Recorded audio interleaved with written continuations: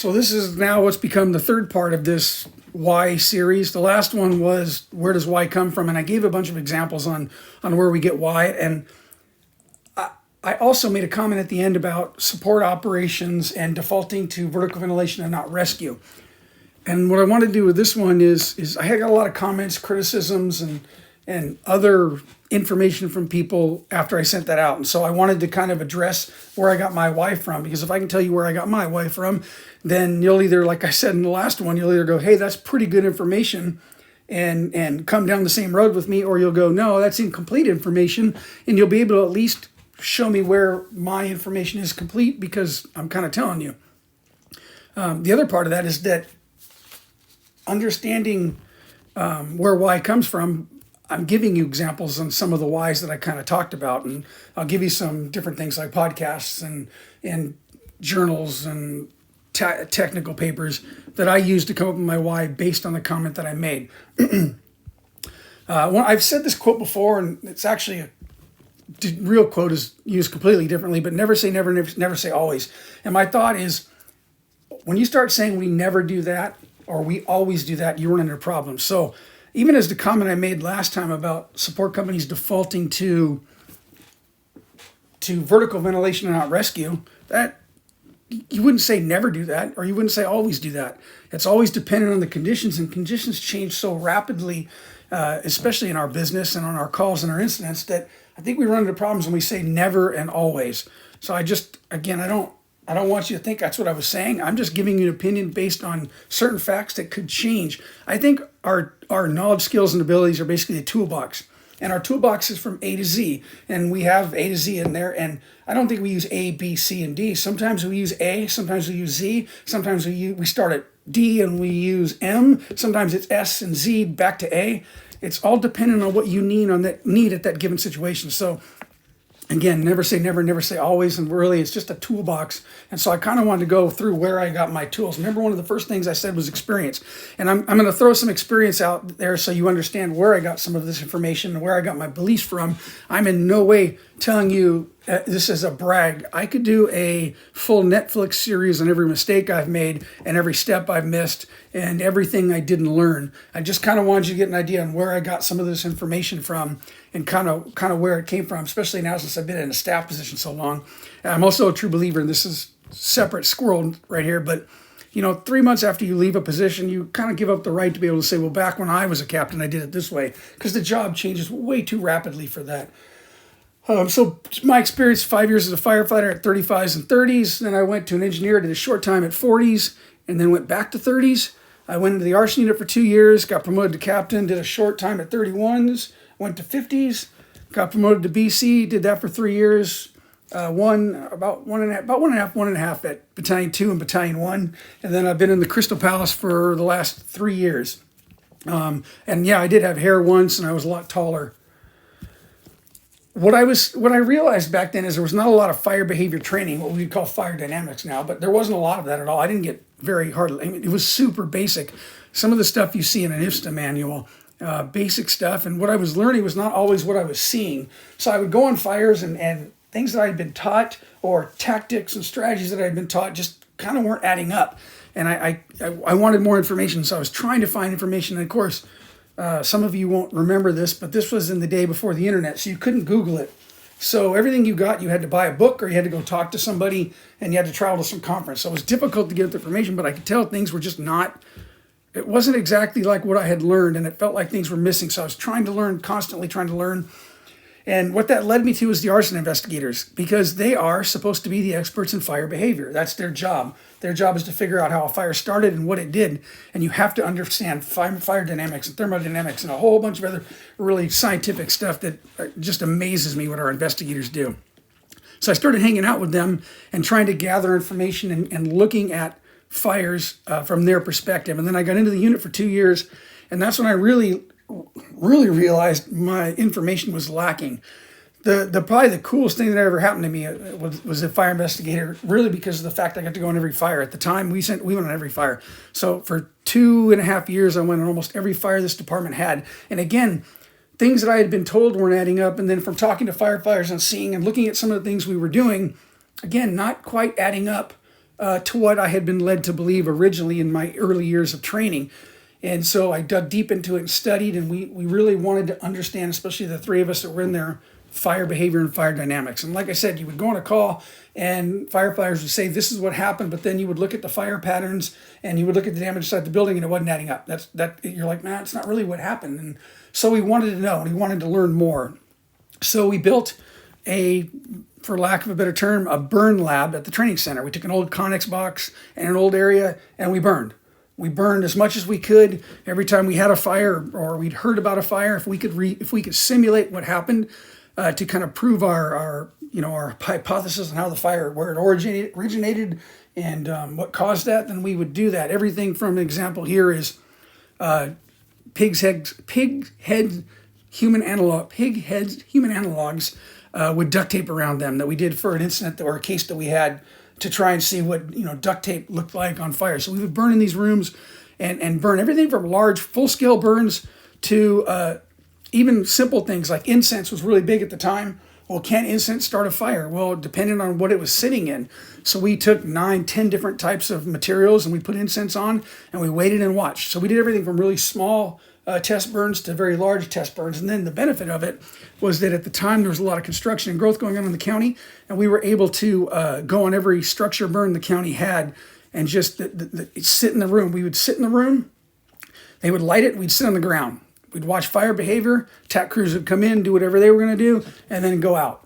And then they'd start another fire, and we would sit in there until our bottle went low. We'd go out, put a new bottle on, come back in, and then at some point go back outside, take your jacket off, and lay on the cold ground just from the heat exhaustion just from sitting in there that long. But it was just an amazing learning environment for me, and again, it was reinforcing things that we were seeing and talking about that weren't kind of the accepted norm. When I got promoted to captain, I was lucky enough to get promoted and moved into the RTC moved across from the RTC at 50s when they were remodeling. It was sort of the Wild West. I mean, for better or for worse, it was different then, but they were getting rid of a lot of things, which meant they were doing training burns to do it, and it gave us an opportunity to burn things without worrying about damaging the Connex boxes and the old bunkers. And so we burned. Every chance we got, we burned. We went over and burned at night. We burned in the day. We did small burns, big burns, anything we could to just watch fire behavior. Open the door, close the door. What we didn't know at the time, because the term wasn't there, fuel limited and vent limited fires. And we went between the difference of those. And then if we didn't burn it, we blew it up. And we worked with the bomb squad and blew things up and got to see explosive forces, flammable gases, and did as much as we could to burn and learn. That's really what we were trying to do, is just burn and learn. And that's what we did for the 17 years I was at 50s. As much as we could burn, we would, and we would train and we would document it in LMS and write reports and document it. And against many times simulating what we saw in a fire that we'd gone on. The other beautiful thing about being at 50s is that it was the same time they had a bunch of structures to burn in the plains. We got a chance to go on a lot of those and again learn. And it's a hard thing and really hoping that with the new burn buildings we get a better chance to really observe fire behavior. But I had a famous fire investigator tell me once, she goes, don't tell me how many fires you've investigated, tell me you've started and watched from the beginning to the end. So we got a chance to burn and really kind of learn. And then in 2013, Governor's Island experiments came out, and it started out with NIST, which ended up becoming UL FSRI, and it was like the clouds parted.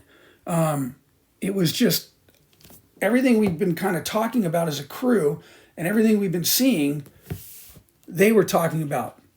And it was amazing, and we just couldn't get enough of it, and it was very good information, and we dug into it, and you guys have all seen what it's done since. I mean, it's leaps and bounds from these original reports.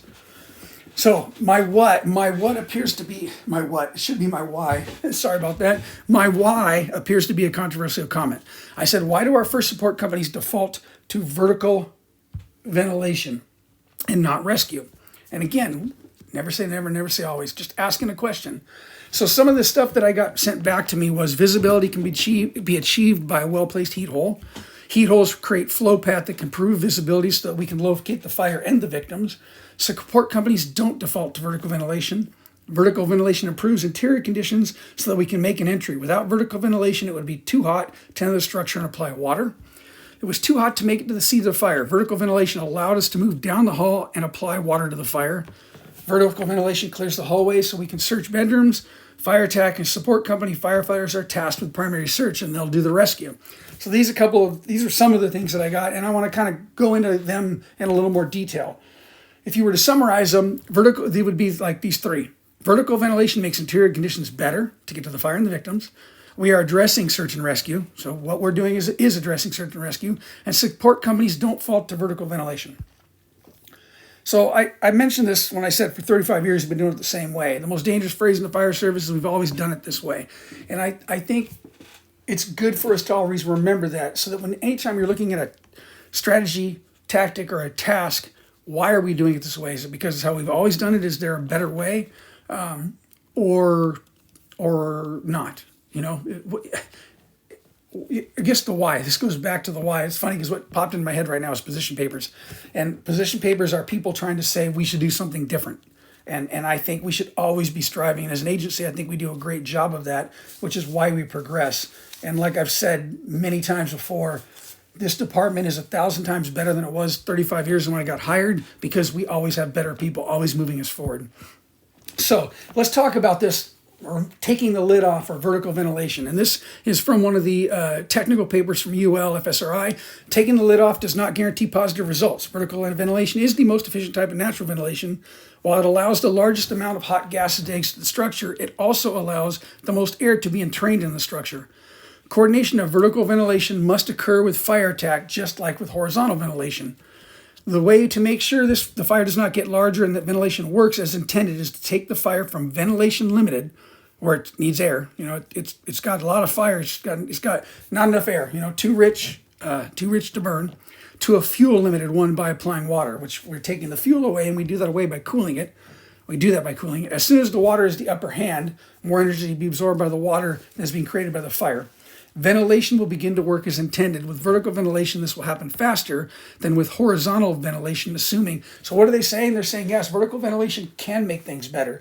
The problem is when you do it without the application of water, there is first an increase in conditions.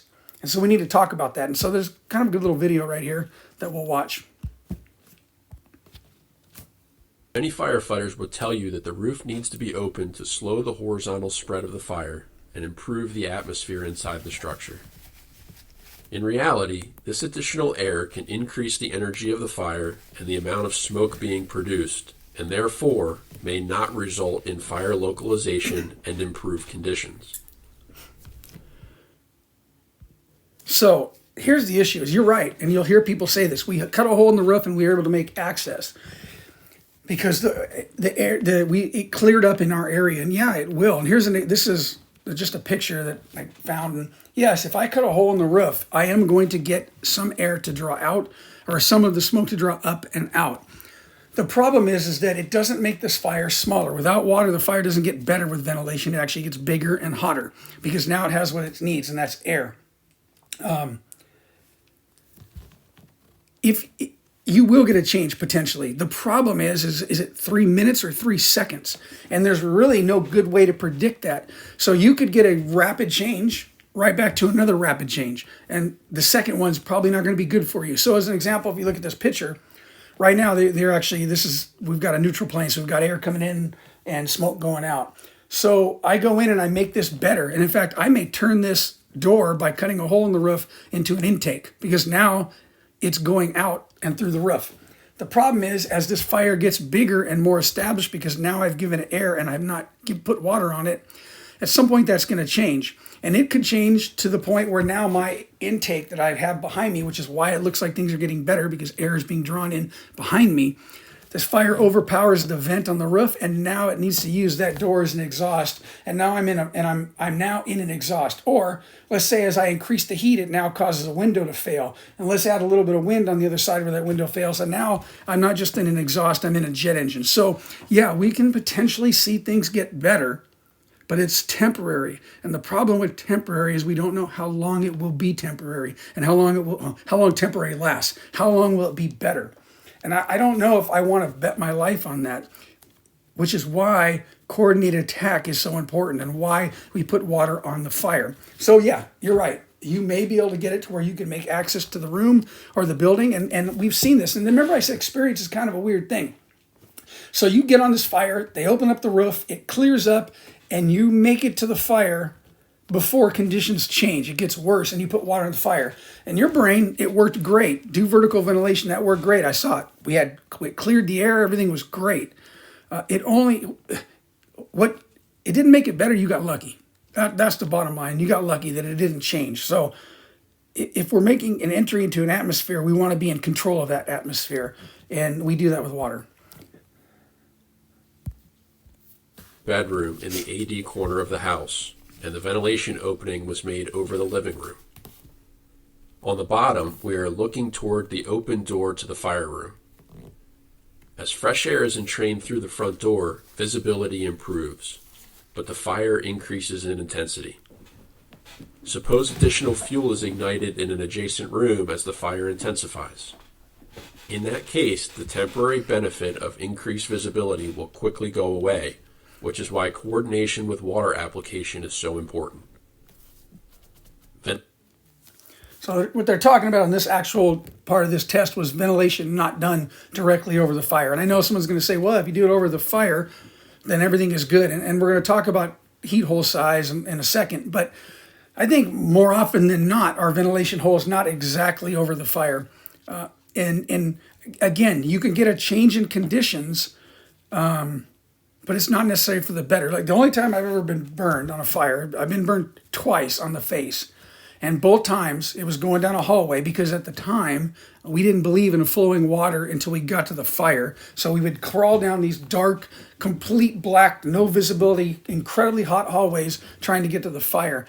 And both times that it happened, both times I got burned doing it, there was a heat hole in. There was absolutely a ventilation hole in because I could hear it and I saw it afterwards. But we didn't coordinate the tack then because the goal was put the hole in because it supposedly made it better, and then we would put water on the fire. So the point being, ventilation holes will give you some relief, but temporarily. Never say always. It might work in that situation. I just want us to all be aware of that, and I want us to be thinking about that. Bedroom. So bigger hole, right? Bigger hole right over the fire. So that's always been the thing. Well, we put in this hole, and I think the standard's like 4x4 hole, and it's big enough. So just watch this video and listen to what they're saying. In these experiments, we compared the impact of a 4x4 ventilation opening to a 4x8 ventilation opening. In both cases, the front door was open to simulate the entry of the firefighting crew. In these videos, you can see that neither opening can eliminate more smoke and hot gases than are created by the flow of oxygen through the front door. We saw the same results in the two-story house. Vertical ventilation did not improve conditions or cause the fire to transition to a fuel-limited state. When vertical ventilation was first started, it was in different types of fuels. 35 years ago, we were transitioning, but different types of fuels. The types of fuels that we find in most modern homes now, in most homes, it way overpowers the heat release rate of those fuel packages and what the type amount of energy that's coming off. All we're doing by cutting a hole is giving it air. Now, maybe that's what we want. I don't know. But all I'm saying is that to say that we're going to put a hole in big enough to vent that structure adequately so that we can change it from a vent limited to fuel limited is just not realistic. Doesn't mean we shouldn't do it. Never say never, never say always. I'm just saying that we got to stop thinking that it's going to do it. Just put the hole in, it'll take enough heat out. We did this a bunch with the Conex boxes. Granted, it wasn't scientific, but we would take different holes, horizontal, vertical. We would do everything we could to open holes, and it made it cool, but it didn't make the fire get any smaller. So how big a hole? I like this because what they put in here that yes, a larger hole will make conditions better for the victim. Because again, a lot of the stuff that people have come back with is we're making it better for not only us, but the victims. And you're right. If you're coordinated on your attack and you're putting a hole in while water's being applied, absolutely you're making it better. It's not immediate, but it's definitely making it better. The hose is going to make it better faster. But of course, if you can get a good hole in on the roof and you can get that ventilation to kick in, it will. Just remember that when we still have no water on the fire, that's totally different than water on the fire.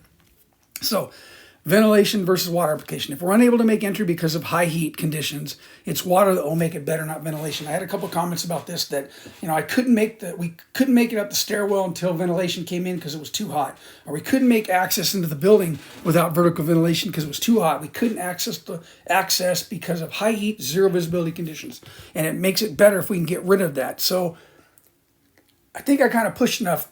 We really can't get a big enough hole in there to make a difference, and the change that we make with vertical ventilation minus water is temporary.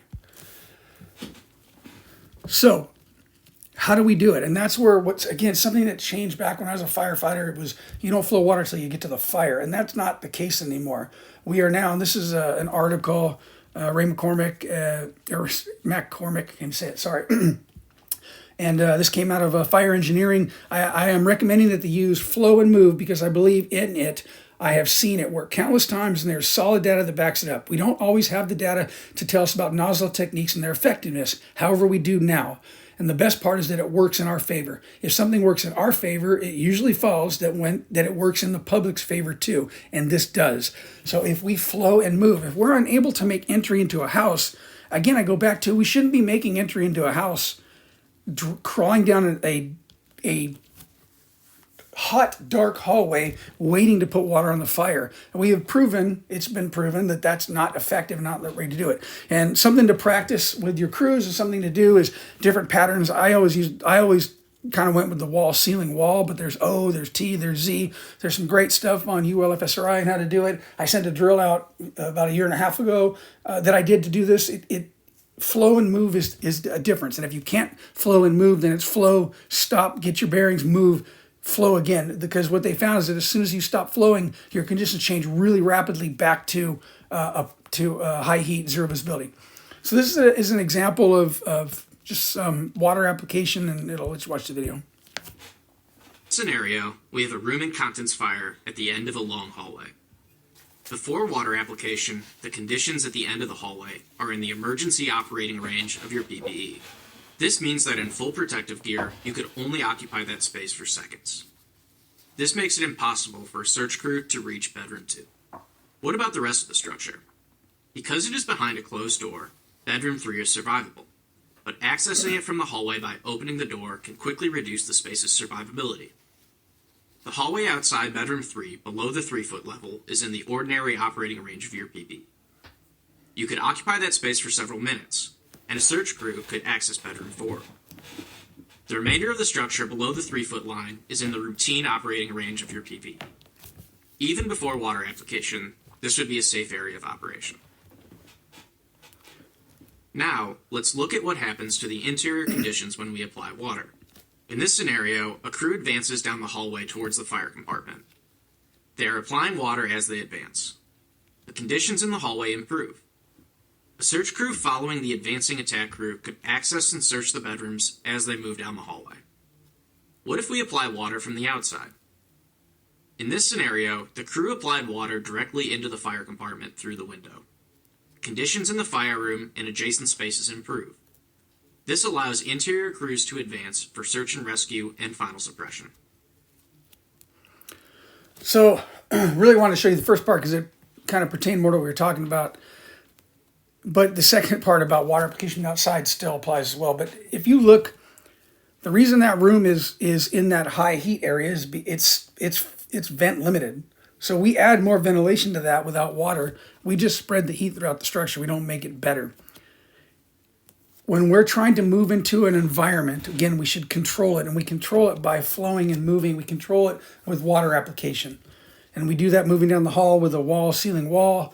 However you want to do it, the point is that by us applying water early, we're actually changing the conditions for the better. And if we're changing the conditions in that hallway and the other bedrooms, let's say that hallway door, the bedroom door is open, we're making it better and more survivable quicker for any victims.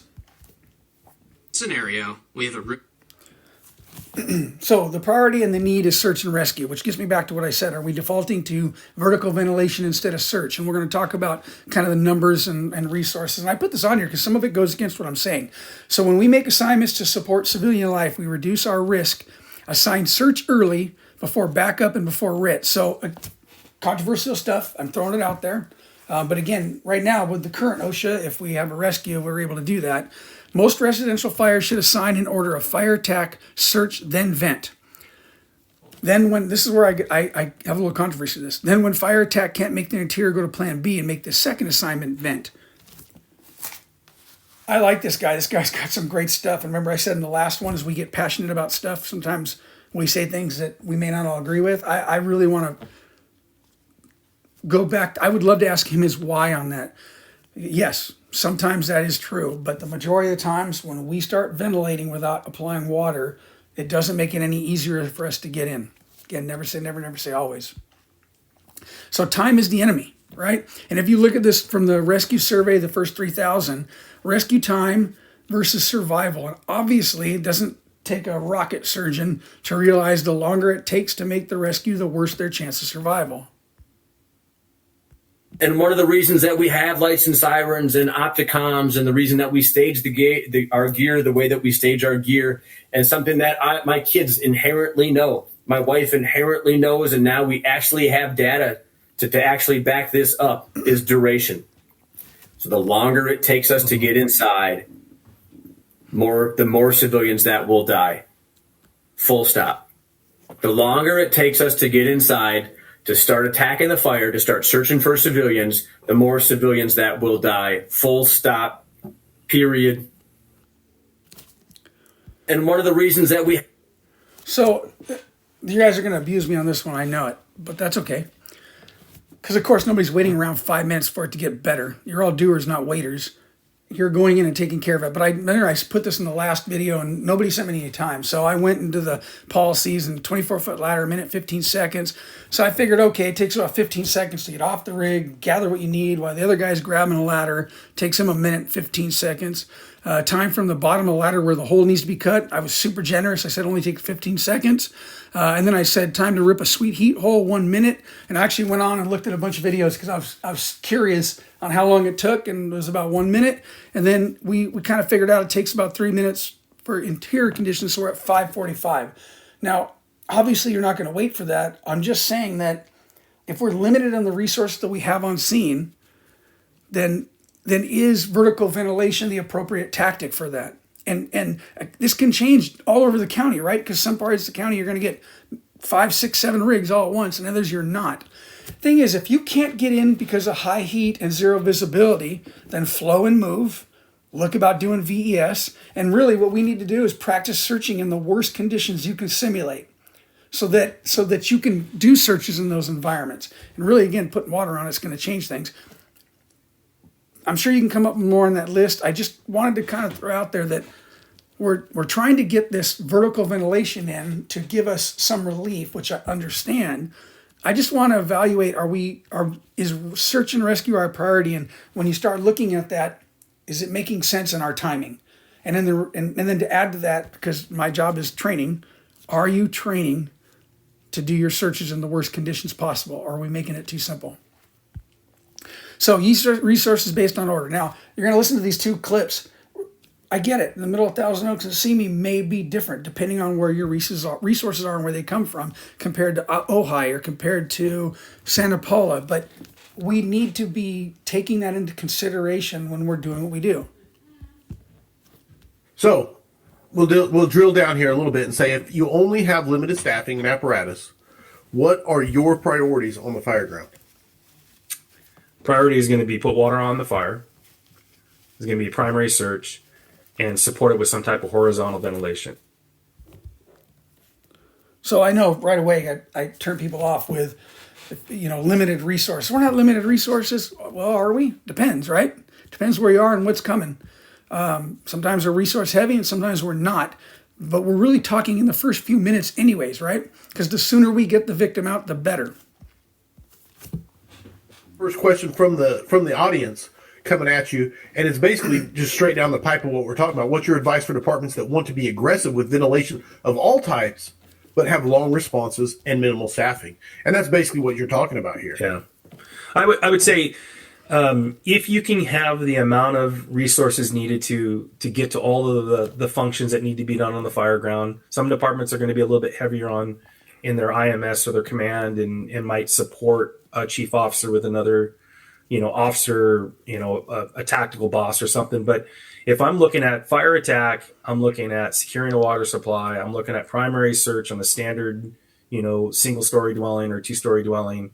And if I wanted to implement vertical ventilation, you're probably needing 5 suppression rigs there to be able to be able to make that happen. And if you can't get 5 rigs there in short order, then it probably is not the tactic that you need to go to. Now, if you can, then you got to back up all of this with good, solid training, because I'll let that one lie just as it is, because I know, again, people are saying, well, we're not resource limited, we're not personnel limited. We aren't. Sometimes we are, sometimes we aren't. Again, it all depends.